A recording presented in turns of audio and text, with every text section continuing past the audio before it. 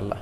So উত্তম হচ্ছে 3 ভাগ করে 1 ভাগ নিজে খাওয়া, 1 ভাগ আত্মীয় স্বজনদের প্রতিবেশীদের দেয়া এবং 1 ভাগ অভাবী সুবিধা বঞ্চিত গরিব মিসকিনদের মাঝে বন্টন করে দেয়া। এবং অবশ্যই অবশ্যই যাদের সামর্থ্য আছে আপনারা বেশি বেশি কুরবানি করুন এবং এই কুরবানির মধ্য দিয়ে আমরা অনেক অনেক প্রান্তিক জনগোষ্ঠী, সুবিধা বঞ্চিত মানুষ, তাদের কাছে আমাদের সহায়তাগুলো পৌঁছে দিতে পারবো। খেয়াল করে শুনুন, আপনাকে বলছি 4 নম্বর পয়েন্ট হচ্ছে যে জবাইয়ের স্থান এবং বর্জ্য কুরবানির পরে এটাকে নিজ দায়িত্বে পরিচ্ছন্ন করুন। আই রিপিট, আমি আবার বলছি, যেখানে আপনি কুরবানি করলেন সেটাকে এবং এই যে বর্জ্য ময়লা এটা নিজ দায়িত্বে আপনি ক্লিন করুন। সিটি কর্পোরেশনের ভাইয়েরা সরকারি তত্ত্বাবধানে সারা বাংলাদেশের এই সব বর্জ্য আসলে পরিষ্কার করা সম্ভব না। জরিপে এসেছে যে 50 লক্ষ গরু জবাই করা হয় প্রত্যেকটা কুরবানির ঈদে। তো সেক্ষেত্রে আমাদেরকে দায়িত্বশীল হতে হবে।